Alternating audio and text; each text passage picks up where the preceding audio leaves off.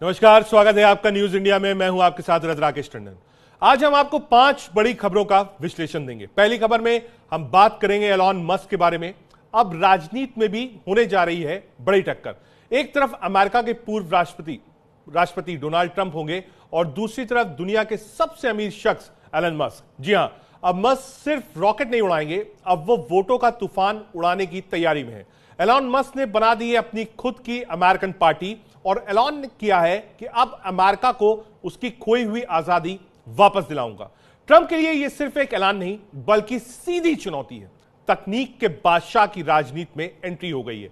तो अब क्या होगा? ट्रंप बना मस्क, कौन जीतेगा अमेरिका के दिलों की जंग? और अब दूसरी खबर की आपको बात करेंगे। ये पहली खबर है, ये हमने आपको विस्तार से बताई। दूसरी खबर क्या होगी? दूसरी खबर होगी खामनेई के बारे में। ईरान और इजराइल के बीच जंग का माहौल, अमेरिका की बमबारी और बीच में गायब थे ईरान के सर्वोच्च नेता अयातुल्लाह अली खामेनेई। लेकिन अब वो बंकर से बाहर आ गए और पहली बार लोगों के बीच नजर आए।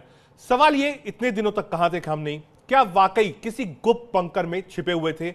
और अब जब सामने आए हैं तो उनकी बॉडी लैंग्वेज क्या कहती है? तीसरी खबर में आपको बताएंगे ब्रिक्स के बारे में। जी हां, ब्रिक्स में क्या होने जा रहा है इसकी बात करेंगे तीसरी खबर में। हम आपको खामनेई बता रहे हैं, खामनेई का हम आपको वीडियो भी दिखाएंगे, तहरीर भी दिखाएंगे। ब्रिक्स पर सियासत की दुनिया में अब होने जा रहा है महासंग्राम। मंच तैयार है, किरदार भी तैयार है और अब दुनिया की नजरें टिकी हैं एक ही सवाल पर, ब्रिक्स में क्या होगा?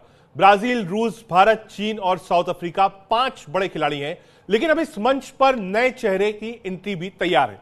क्या होगा जब डॉलर की बादशाहत को सीधे टक्कर मिलेगी? क्या वाकई बन रहा है एक नया वर्ल्ड ऑर्डर? और क्या भारत इस बार फिर बनेगा साइलेंट हीरो? चौथी खबर पर जाएंगे, लेकिन ब्रिक्स में अब से कुछ देर बाद जब बातचीत होगी लाइव भी दिखाएंगे आपको। चौथी खबर में बात करेंगे रूस यूक्रेन की जंग पर। जंग का मैदान है, धुएं से भरा आसमान है, गुजरती मिसाइलें हैं और मलबों में बदलते शहर हैं। यह कोई हॉलीवुड मूवी नहीं, यह है हकीकत। यूक्रेन की कहानी का क्लाइमैक्स अब और खतरनाक हो रहा है। एक तरफ रूस की बमबारी है, दूसरी तरफ यूक्रेन का पलटवार है और बीच में फंसे हैं आम जनता जो बस जिंदा रहने की जंग लड़ रहे हैं। यूक्रेन ने किया रूस के एयरबेस पर बहुत बड़ा हमला। रूस ने उड़ाए हैं सैकड़ों ड्रोन, पूरी रात बम बरसाते रहे। शांति की बातें अब पीछे छूट गई हैं। अब मैदान में है सीधी टक्कर। बिना किसी ब्रेक के 5 खबर में बात करेंगे। 5वीं खबर में बात करेंगे ट्रंप और जेलेंस्की के बारे में। जी हां, रूस का रिकॉर्ड हमला हुआ है, इमरजेंसी कॉल हुई है, जंग के मैदान में फिर गूंजे हैं धमाके और इस बार रूस ने हमलों का नया रिकॉर्ड भी बनाया है। ड्रोन, मिसाइल और तबाही की तेज रफ्तार ने यूक्रेन को हिलाकर रख दिया है। लेकिन कहानी में एक ट्विस्ट है। जब ट्रंप ने तुरंत फोन घुमा दिया यूक्रेन के राष्ट्रपति जेलेंस्की को। एक तरफ रूस बरसा रहा था बम और दूसरी तरफ ट्रंप बढ़ा रहे थे कूटनीतिक चालें। तो क्या ट्रंप इस युद्ध में एक्टिव रोल निभाने आ रहे हैं? क्या अमेरिका की पॉलिटिक्स अब मैदान में यानी फुट पर उतरने जा रही है? इन 5 बड़ी खबरों पर हम बातचीत करेंगे। आते हैं पहली खबर पर। एलॉन मस्क की नई पार्टी, ये पार्टी क्या करेगी, इस पर बातचीत करते हैं। अमेरिका की राजनीति में बड़ा धमाका हो गया। टेस्ला के मालिक और दुनिया के सबसे अमीर शख्स एलॉन मस्क ने खुद की राजनीतिक पार्टी बना ली है। मस्क ने शनिवार को ऐलान किया कि वो अमेरिकन पार्टी शुरू कर रहे हैं। उन्होंने कहा कि यह पार्टी अमेरिकी नागरिकों को उनकी आजादी लौटाने के लिए बनाई गई है। यह फैसला ऐसे वक्त पर आया है जब मस्क और अमेरिका के राष्ट्रपति डोनाल्ड ट्रंप के बीच खींचतान बढ़ गई है। एलॉन मस्क ने सोशल मीडिया प्लेटफॉर्म एक्स पर पोस्ट करते हुए कहा कि जब देश को बर्बाद करने वाली बेवजह की खर्चीली नीतियां बन जाती हैं, तब असल में हम एक पार्टी सिस्टम में जी रहे होते हैं, ना कि लोकतंत्र में। उन्होंने दावा किया है कि अमेरिका में लोगों के पास असली राजनीतिक विकल्प नहीं बचे हैं। इसी वजह से वो अपना राजनीतिक दल यानी अमेरिकन पार्टी लेकर आए हैं। दरअसल मस्क ने कुछ दिन पहले एक्स पर एक पोल करवाया था। उन्होंने पूछा था कि क्या उन्हें एक नई राजनीतिक पार्टी की शुरुआत करनी चाहिए। इस पोल में 65% लोगों ने समर्थन किया था। इसके बाद मस्क ने कहा था कि 2-1 दिन के अंदर में आप लोगों के सामने एक नई पार्टी खड़ी होगी और अब आपको यह मिल रही है। मस्क का यह कहना है कि उनकी पार्टी का मकसद अमेरिकी नागरिकों को खोई हुई आजादी वापस दिलाना है। एलन मस्क और ट्रंप के बीच विवाद की जड़ अमेरिका की नई बिग ब्यूटीफुल बिल है। इस बिल को अमेरिकी कांग्रेस ने 4 जुलाई को पास कर दिया है। ट्रंप ने खास अंदाज में व्हाइट हाउस के बाहर इसका जश्न भी मनाया, लेकिन मस्क ने इस बिल को देश के लिए नुकसानदायक बताया है। उनका कहना है कि यह बिल देश के खजाने पर बोझ बढ़ाएगा और अमेरिका को कर्ज में डुबा देगा। ठीक है, हमारे साथ खास मेहमान कैप्टन जयदेव जोशी जी जुड़ रहे हैं, सीधे उनके पास चलते हैं। जयदेव जी, आपको आवाज मिल रही मेरी?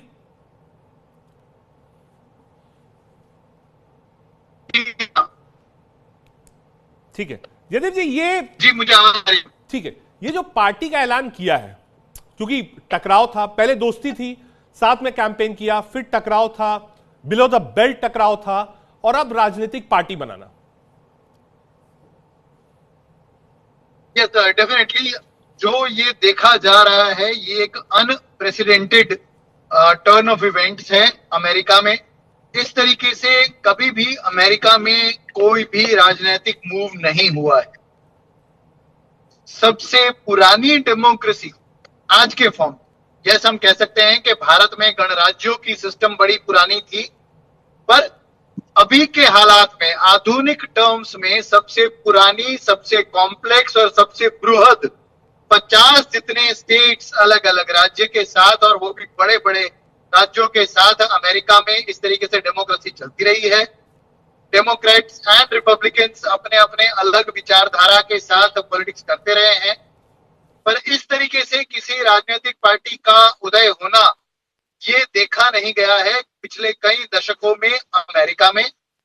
और जिस तरीके से ये हो रहा है वो भी, जैसे आपने कहा, पहले दोस्ती के बाद कुछ खटराग आया उसमें, फिर बीच में कुछ बीच बचाव होने की भी बात हुई, बट ये होना ये अनप्रेसिडेंटेड जरूर है। देखा ये जाएगा कि अपने सोशल मीडिया प्लेटफॉर्म एक्स, जो फॉर्मरली ट्विटर के नाम से जाना जाता था, उससे जुड़े हुए अमेरिकियों के सपोर्ट और अपने पैसों के सपोर्ट से इलॉन मस्क कितना कर पाते हैं ये देखना बाकी रहेगा। बट डेफिनेटली ये एक अमेरिकी डेमोक्रेसी में नया अध्याय लिखा जा रहा है। ठीक है, लेकिन ट्रंप ने भी कई बड़े फैसले लिए हैं। पहला बड़ा फैसला ये लिया है कि जो करार था सरकार का स्पेस एक्स के साथ, उसको उन्होंने खत्म कर दिया है। दूसरा, टेस्ला और जो एनवायरमेंट फ्रेंडली गाड़ियां थी उस पर कई सारे सैंक्शंस उन्होंने लगाए हैं। 2-3 बड़े फैसले लिए। इससे क्या राजनीति में आने के बाद एलॉन मस्क का जो बिजनेस है उस पर डायरेक्ट इंपैक्ट होगा? 100% वो तो है ही। इलॉन मस्क के बिजनेसों के ऊपर नेगेटिव, यहाँ पे ये समझना जरूरी है कि अकेले इलॉन मस्क नहीं है जिनकी कंपनी को सब्सिडीज जो मिलती थी, जो रियायतें मिलती थी, वो मिल जाएगा। ऐसे बाकी कई सारे पूंजीपति, व्यापारी, इंडस्ट्रियलिस्ट है अमेरिका में जिनको नेगेटिव असर होगा इस बिग ब्यूटीफुल बिल की जो बात ट्रंप कर रहे हैं उससे। तो ये क्लियरली ऐसे इंडस्ट्रियलिस्ट लोग, पुराना कैपिटलिस्ट कंट्री अगर कोई है तो वो अमेरिका है, तो ये बहुत बड़ी बात हो रही है और ऐसे कई लोगों को ये तकलीफ जरूर होगी। ठीक है, आता हूं जयदेव जी आपके पास। ये पहली खबर थी, हमने विश्लेषण लिया इसका। आगे बढ़ते हैं, दूसरी खबर की बात करते हैं। इजराइल के साथ युद्ध शुरू होने के बाद पहली बार सार्वजनिक रूप से ईरान के सर्वोच्च नेता अयातुल्ला अली खामेनेई नजर आए। माना जा रहा है कि वे अब तक एक सुरक्षित बंकर में थे।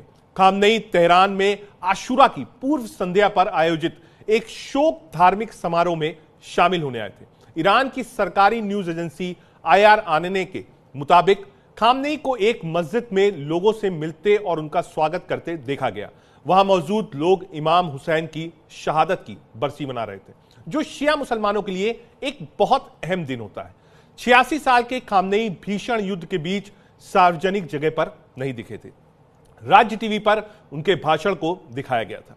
इसमें भी वे अपने आवास और दफ्तर के पास एक मस्जिद में शोक मनाने वालों को हाथ हिलाकर और सिर हिलाकर जवाब देते दिख रहे थे। खामेनेई का युद्ध के दौरान सार्वजनिक रूप से न दिखना उनकी सुरक्षा के कड़े इंतजाम को दिखाता है। उन्होंने उस समय कोई बयान नहीं दिया। जब शोक समारोह में इमाम हुसैन की शहादत याद की जा रही थी, जो शिया इस्लाम के लिए बहुत महत्वपूर्ण है, इस समारोह में ईरान के संसद के अध्यक्ष सहित कई बड़े अधिकारी मौजूद थे। सुरक्षा व्यवस्था बहुत कड़ी थी और साफ देखा जा रहा था कि सुरक्षा पर खास ध्यान दिया जा रहा है। जब अमेरिका ने ईरान के 3 महत्वपूर्ण परमाणु जगहों पर बमबारी की और युद्ध में खुद को शामिल किया, उस वक्त अमेरिकी राष्ट्रपति डोनाल्ड ट्रंप ने सोशल मीडिया के जरिए खामेनेई को चेतावनी दी थी और कहा था कि अमेरिका उन्हें जानता है, लेकिन फिलहाल उन्हें मारने की कोई प्लानिंग नहीं है। 26 जून को संघर्ष विराम शुरू हुआ। इसके बाद खामेनेई ने कई दिनों बाद अपनी पहली सार्वजनिक बात की। उन्होंने पहले से रिकॉर्ड किए गए एक बयान में कहा कि तेहरान ने कतर में अमेरिकी हवाई अड्डे पर हमला करके अमेरिका को मुंहतोड़ जवाब दिया है। साथ ही उन्होंने अमेरिका और इजराइल को ईरान पर हमला ना करने की सलाह भी दी थी। हम आपको वीडियोस भी दिखा रहे हैं और कोशिश ये कर रहे हैं कि आपको दिखाएं कि बाहर आए बंकर से। क्या है खबर, बताते हैं। खामनेई आए हैं बंकर से बाहर। ईरान इजराइल युद्ध के बीच खामनेई पहली बार दिखे हैं। अयातुल्लाह अली खामनेई सार्वजनिक रूप से नजर आए। तेहरान की मस्जिद में शोक समारोह में शामिल हुए हैं। इमाम हुसैन की शहादत की याद में आयोजित हुआ था यह कार्यक्रम। सुरक्षा के बेहद कड़े इंतजाम थे। कई बड़े अधिकारी मौजूद थे और मस्जिद के आसपास भारी सुरक्षा थी। चलिए हम सीधे चलते हैं जयदेव जी के पास। जयदेव जी, क्या आपको मेरी आवाज मिल रही है? जी जयदेव जी, जो ये ईरान इजराइल प्लस अमेरिका जो एस्केलेशन था, उस समय आप देखिए खामनेई बिल्कुल गायब थे। लोग कह रहे थे टारगेट खामनेई हो सकते हैं। डोनाल्ड ट्रंप ने बकायदा ट्वीट कर कहा था कि हमें पता है कि वो कहां है, लेकिन हम नहीं मारेंगे। रशिया ने कहा था छूइएगा भी मत, वरना निगेटिविटी और बढ़ जाएगी मिडिल ईस्ट में। अब खामनेई सार्वजनिक रूप से बाहर आए। इसके 2 मायने। पहला, उन्होंने अपने आप को सुरक्षित रखा, एक प्लान था उसके तहत काम किया। तो क्या अब खामनेई आकर फिर उनका इशारा और इरादा वही रहेगा, न्यूक्लियर बम बनाना है? देखिए, हमेशा से खामेनी जो है वो ये कहते जरूर आए हैं कि हम न्यूक्लियर जो संवर्धन करना है, जिसको यूरेनियम एनरिचमेंट कहते हैं, वो हम करते रहेंगे। उसका मकसद पीसफुल हो सकता है, but he is very committed कि हम ये कर रहे हैं यूरेनियम एनरिचमेंट, और हम ये करते रहेंगे। अब उसका डायरेक्टली वेपन बनाने से कोई ताल्लुक नहीं है, ऐसा खामेनी और ईरान के हुक्मरान ये कहते रहे हैं। तेवर उनके बिल्कुल कमजोर नहीं हुए हैं। आप देखिए सीज फायर कब हुआ? सीज फायर तब हुआ जब कतर में अमेरिका का एक मिलिट्री बेस जो है उसके ऊपर ईरान ने हमला कर दिया। उसके बाद कहीं जाके सीज फायर हुआ है। तो लास्ट लाफ जिसे कहेंगे, जो आखिरी बड़ा जो वार था, वो ईरान ने किया था। ठीक है, यस, मान गए हैं सीज फायर के लिए, बट तेवर कमजोर होना, मध्यम होना, धीरे होना, इसकी अपेक्षा आप बिल्कुल मत रखिए। ठीक है जयदेव जी, ये जो प्लानिंग है, क्योंकि इस पर भी बहुत सारा विवाद है। अब देखिए, अमेरिका के भी अखबारों ने लिखा है कि जो 3 न्यूक्लियर साइट्स थी, अमेरिका ने, ट्रंप ने दावा किया हमने खत्म कर दिया है। ईरान ने कहा कि नहीं साहब, हमने बचा लिया है, पहले से शिफ्ट हो गया था। कई ऐसी सैटेलाइट इमेजेस भी आई। इसमें अब आगे स्टेप खामनेई का क्या होगा, क्योंकि उनके लिए चैलेंज है न्यूक्लियर वेपन। Yes, definitely. बहुत महीनों से, अगर सालों से भी कहा जाए तो गलत नहीं होगा, क्योंकि 2015-16 से इनमें से फोर्दो खास करके उस जगह की बात तो इजराइल करता रहा है। तो यस, अगर चाहता तो ईरान वहां से अपने यूरेनियम को मूव कर सकता था। खुद इसके ऊपर बड़े सवाल है कि कितने खराब तरीके से उसको हिट किया गया। तीसरा, हमने भी कोई भी स्टेटमेंट आने से पहले हमने अपनी ही चैनल पे इसी चर्चा में जो कहा था, और मैं उसको दोबारा रिपीट करूंगा, ये कि यूरेनियम का जत्था थोड़ा बहुत ऊपर नीचे हो सकता है, पर वो यूरेनियम को एनरिचमेंट कर पाने की टेक्नोलॉजी जो ईरान ने हासिल कर ली है, वो ज्ञान जो ले लिया है, वो कहीं नहीं जाने वाला है। तो उनके लिए प्लग एंड प्ले वाला सिस्टम है कि वो तुरंत ही जब भी चाहे वो दोबारा इस प्रोग्राम को अगर शुरू करना तो वो कर पाएंगे। ठीक है सर, ये भी खबरें हैं कि इजराइल ने मोसाद को बहुत सारे मिशंस दिए हैं, और आप देखिए वहां पर भी ठीक ठाक लड़ाई चल रही है ईरान के अंदर। ईरान भी छाट छाट कर लोगों को पकड़ रहा है। अब मोसाद का मिशन क्या होगा जब खामनेई सार्वजनिक रूप से बाहर आ गए? खामेनी शायद बहुत बड़ा टारगेट हो सकते हैं। हालांकि यस, इजराइल की तरफ से भी और अमेरिका ने भी कहीं ना कहीं ये संदेश जरूर दिए थे, जहां पे उनको खत्म करने तक की बात भी की गई थी। कहूंगा मोसाद अपनी पूरी ताकत के साथ भी, ये बड़ा टारगेट इसलिए भी है कि डिप्लोमेटिकली विदाउट कोई प्रूफ के साथ इजराइल गाजा स्ट्रिप में लगे हुए हॉस्पिटल्स के ऊपर, क्योंकि वहां पे हमास के एलिमेंट्स है, ऐसा बोल के हमला कर सकता है। ज्यादा भूचाल मचा दे ऐसी बात हो सकती है, तो वो एक डिस्टेंट टारगेट हो सकते हैं। बट मोसाद को हम सब जानते हैं, वो चुप बैठने वालों में से नहीं है। वो पेजर अटैक हो, उसके बाद जो ड्रोन अटैक्स किए गए वो हो, टारगेटेड किलिंग्स जो हो चीफ ऑफ मिलिट्री के ईरान में, तो ऐसे साइंटिस्ट और ऐसे मिलिट्री कमांडर्स को हिट करना, ये मोसाद शायद जारी रखेगा। ठीक है, खामनेई के प्लान्स क्या होंगे सर आने वाले दिनों में? क्योंकि उन्होंने कहा कि अगर कोई भी रिपरकशन होता है तो हम भी ठीक ठाक तरीके से जवाब देंगे इजराइल को। इजराइल भी फिलहाल माना है, लेकिन लगता नहीं कि जो ट्रूस हुआ है वो बहुत ज्यादा अभी जमीन पर दिखेगा। यस, आप एकदम करेक्ट है अपने एनालिसिस में कि ये भरोसेमंद ट्रूस नहीं है। खामेनी जो है वो बार बार ये कहते रहे हैं, सीज़फायर के बाद भी उन्होंने कहा है डाउन विथ अमेरिका, और ऐसे भी स्लोगन्स उनके पार्लियामेंट में लगे हैं। तो उनके तेवर, जैसे मैंने आगे भी कहा, कमजोर बिल्कुल नहीं होने वाले हैं। यूरेनियम एनरिचमेंट का काम वो चालू रखेंगे। हो सकता है ये होगा कि ज्यादा ओपनली, ज्यादा आउटवर्डली वो ये दिखाने का प्रयत्न करेंगे कि न्यूक्लियर प्रोग्राम जो कर रहे हैं वो पीसफुल पर्पसेस के लिए हो रहा है, ये एनर्जी के लिए हो रहा है या फिर किसी अलग रिसर्च के लिए हो रहा है, उसके एफर्ट्स ईरान शायद ज्यादा करेगा। ठीक है सर, एक चीज और इस मुद्दे पर समझना चाहता हूं। मिडिल ईस्ट में जो मुस्लिम कंट्रीज हैं, हमने देखा उन्होंने सपोर्ट किया, लेकिन सारे सपोर्ट में ईरान के नहीं है। कई सारे कारण हैं। एक कारण यह है कि ईरान अकेला एक शिया मुस्लिम रिपब्लिक है, तो ये एक बड़ा फर्क है। दूसरी बात, ईरान अभी पिटेड है, सामना कर रहा है इजराइल का। इजराइल 60s का इजराइल अलग था, आज का इजराइल अलग है। आज का इजराइल ट्रीटीज कर चुका है, Saudi Arabia, Qatar, UAE, Syria, Egypt, उनसे भी कहीं ना कहीं कोई ना कोई प्रकार की ट्रीटी, साझा इकोनॉमिक प्रोग्राम, ये सब कर चुका है। तो इजराइल वर्सेस इस्लाम ना हो जाए, उसकी पैरवी इजराइल ने बहुत की है, और इसमें ईरान अलग थलग पड़ जाता है। ये दूसरा कारण है। तीसरा कारण, द इस्लामिक एटॉमिक बॉम्ब या जो भी बात होती है वो इतना सक्सेसफुल कभी नहीं रहा है, एंड कभी भी इस्लामिक कंट्रीज में भी ऐसी चीज में एकता नहीं देखी गई है। खामेनी की बात अभी रिसेंट है। आप सद्दाम हुसैन को देखिए, तो सद्दाम हुसैन के रिजीम के ऊपर भी अटैक किया गया, तब कौन था जिन्होंने अमेरिका को बेस बनाने की इजाजत दी? वो सऊदी अरेबिया, कुवैत, यूएई ऐसे देश थे। तो दिस इस्लामिक यूनिटी, ये भी ऐसा कॉन्सेप्ट है जो बोला ज्यादा जाता है, प्रैक्टिस कम किया जाता है। ठीक है सर, एक छोटा सा आपका विश्लेषण, रूस को कैसे देखते हैं? क्योंकि जब ट्रंप ने ट्वीट किया उसके बाद सीधे रूस का बयान आया था विदेश मंत्रालय का, कहा बिल्कुल गलती मत करिएगा वरना एस्केलेशन और बढ़ेगा, मिडिल ईस्ट में निगेटिविटी और फैलेगी। थोड़ा ये विपरीत है पुतिन की पर्सनालिटी से, पर अभी रूस जो है वो वेट एंड वॉच का गेम खेल रहा है। पुतिन तो एकदम ही एग्रेसिव एंड आउटवर्ड है, पर ये वेट एंड वॉच का गेम इसलिए खेल रहा है क्योंकि उसको यूक्रेन का सामना करना पड़ रहा है।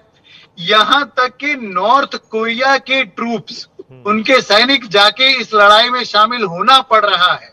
इसलिए अभी अपना स्टैंड क्लियर करने के लिए वो जिन के साथ खड़ा रहता है। अफगानिस्तान में एक जमाने में उनका पांव होता था, तो वहां से जब अमेरिका निकला तब उन्होंने जो कहा, ईरान के लिए जो कहा, सीरिया के असद, सो असद भी आज कहां पनाह लिए हुए हैं, वो रशिया के साथ उनके गठजोड़ में है। तो अपना स्टैंड क्लियर करता रह रहा है रशिया, बट कमिट करना, ऑन ग्राउंड ट्रूप्स लगाना, सैंक्शंस में यूएन की बात करना, वो नहीं कर रहा है। But yes, China, Russia, North Korea, तुर्की, ईरान, ये एक बड़ा ही strong resistance force against America बन रहा है और बनता रहेगा। ठीक है, हमारे साथ रियर एडमिरल एसके गिरवाल साहब भी हैं, सीधे उनके पास चलते हैं। गिरवाल साहब, आवाज मिल रही मुझे आपको मेरी? एक बार अनम्यूट करिएगा सर।